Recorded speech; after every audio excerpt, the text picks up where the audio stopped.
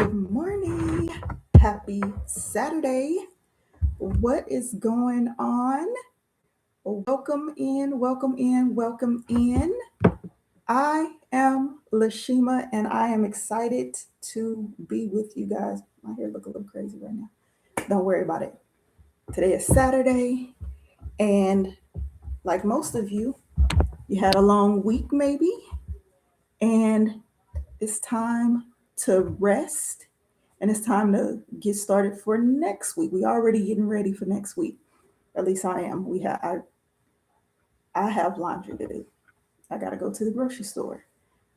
Are some of you guys up and about, wondering, going to the bank, running errands on this fine Saturday morning?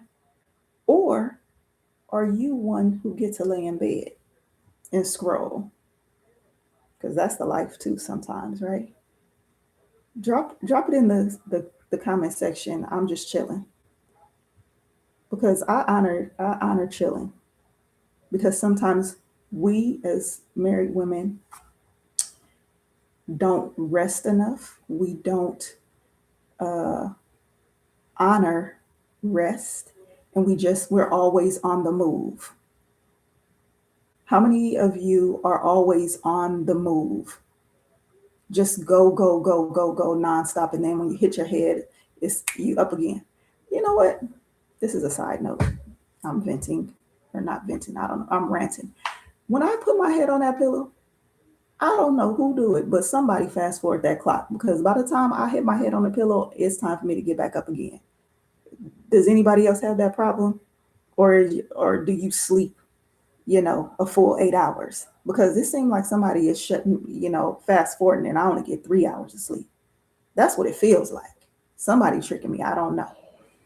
But anyways, we have to honor rest. We have to honor ourselves.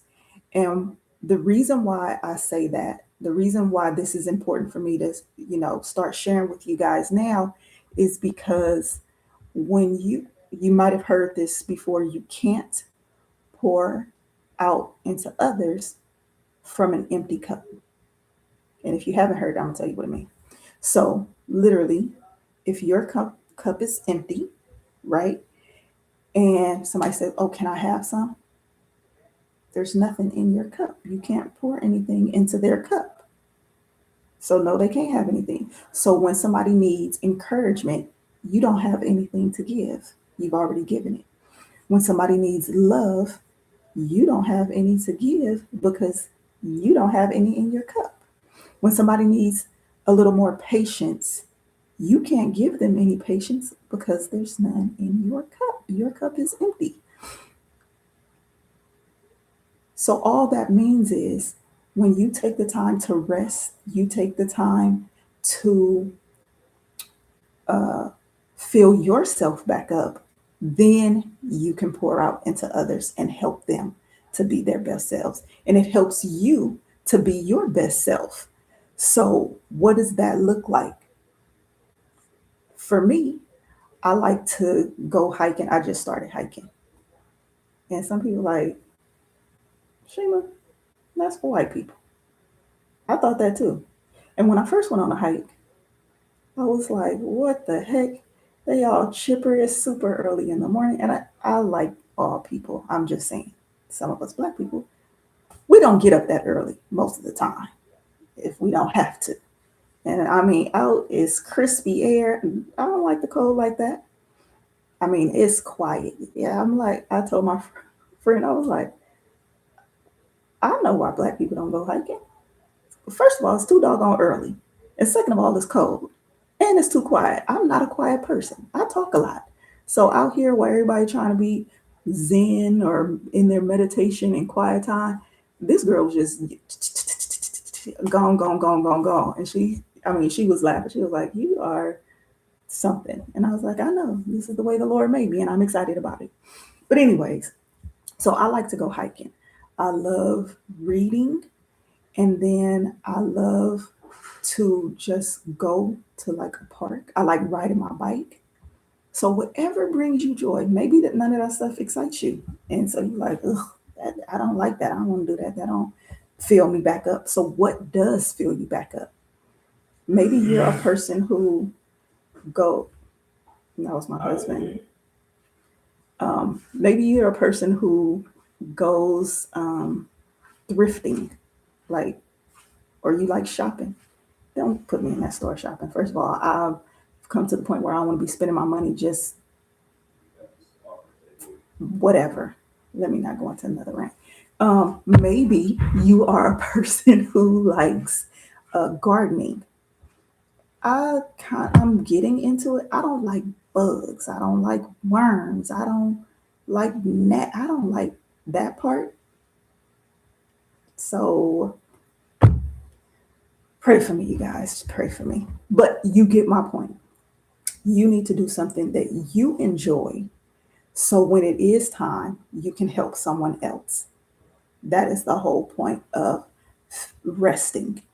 Now, don't get it twisted, because sometimes people use rest as an excuse not to do something, or they use rest to avoid going out and doing what they're supposed to do, or they are resting because they're not dealing with their feelings. So maybe they are in a state of grief, maybe a state of depression, or whatever the emotion is, and they use that as rest. Well, I just need to rest. I just need to rest. So, yes, rest is important, but rest also can be used to keep you complacent. And we talked about me being complacent on the other video, and you can go back and watch that one. But rest is important. I want you to take about, here's my second point. Sorry, guys. I want you to ask yourself, do I rest? Number one, am I resting because I truly need rest? Or am I avoiding, or am I resting because I'm trying to avoid my feelings? Because we don't want to keep staying in the same spot and not getting better. We're supposed to grow. The phrase is, if you're not growing, you're dying. And while God still has you on this earth, He has you here for a purpose, but you can't let your emotions take over where you're not doing what you need to do. So I want you to ask yourself, am I getting rest because I truly poured out and I need to replenish? Am I resting because I'm avoiding something and I need to sit with that? And it's okay to get help. Some people condemn other people, like, you don't need to go talk to a counselor or something. Sometimes you do. And it's okay, because sometimes when we talk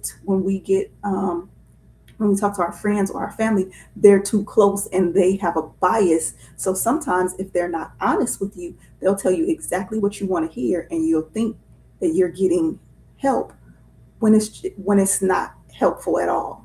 So you need an outside opinion who's not biased to the circumstance, and they can give you true help and guidance and wisdom. So we always want to make sure that we are getting wisdom, and not somebody not just agreeing with you because they're your friend and they love you. Like, if you love me, tell me the truth so I can get better. Don't make me like I'm crazy or delusional. Like, you just adding fuel to the fire, and then I'm even more crazy, quote unquote, right? So I want you to do that.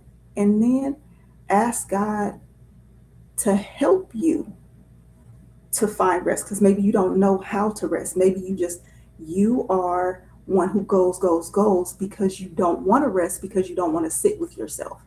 I did that for a while. I was just like always like a busybody, and my grandmother's like this too. Actually, my dad is like this. On my dad's side, a lot of us are busybodies. Just go, go, go, go, go. Thank you, Holy Spirit, because that just means that's something that I need to pray about and ask. So I say that to say, when you see things happening in your family over and over and over again, like from one parent, one generation to the next, it's something that you might need to deal with. A lot of people don't believe in uh, generational curses and blessings, but it's a real thing. I believe in it. And so you will hear me talk about it. So I did at one point. I was just busy, busy, busy, didn't honor rest, didn't know about rest. But that's the reason. You don't want to sit with yourself. You don't want to see what's wrong with you. You're avoiding it when all you got to do is, I'm a big person of like, I don't want to live if I'm in a cycle of just busyness. I don't want to keep being busy, like, and then I'm exhausted and the la la la, right? No, examine yourself so that you can get better, so that you're not repeating the same things. So, examine yourself. Maybe it's hard for you. Maybe you don't like to deal with it, but if you don't deal with it, it's going to stay there. It may get worse. I don't want to say it will get, because I don't want to speak that over you, because there's power in the tongue, right? But examine yourself, so, and take inventory and ask God to help you. Maybe you cannot fix everything at all at once. We can't fix everything all at once. But Lord, give me the main thing that I need, that I can fix right now, that will help me to change my life for the better. And welcome in. We are getting ready to end, but I hope you enjoyed this. I want you to subscribe to the video. I want you to like the video. I want you to comment what your takeaway was from this, and what you would want to hear more about in an upcoming video. And I want you to know, because I talk about the Holy Spirit and I talk about God, and you may be a person who comes on here and you're like, what are you talking about? And I talked about generational curses and blessings. What is that? You don't even know what it is. Well, I am a believer of Jesus Christ. I believe that he died. I believe that he was buried, and I believe that he rose again. And I believe he died for my sins, right? So I confess my sins.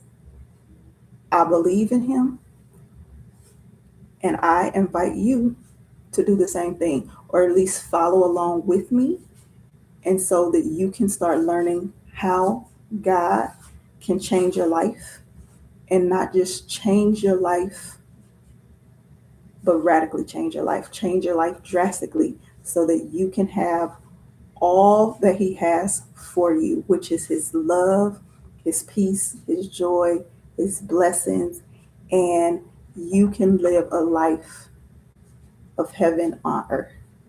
So don't forget to subscribe, like, share this video, and I will see you here tomorrow evening at 5 p.m. And I'm just getting started, guys, so bear with me, but keep on coming back. Keep on showing up, and I will see you in the next video. God bless.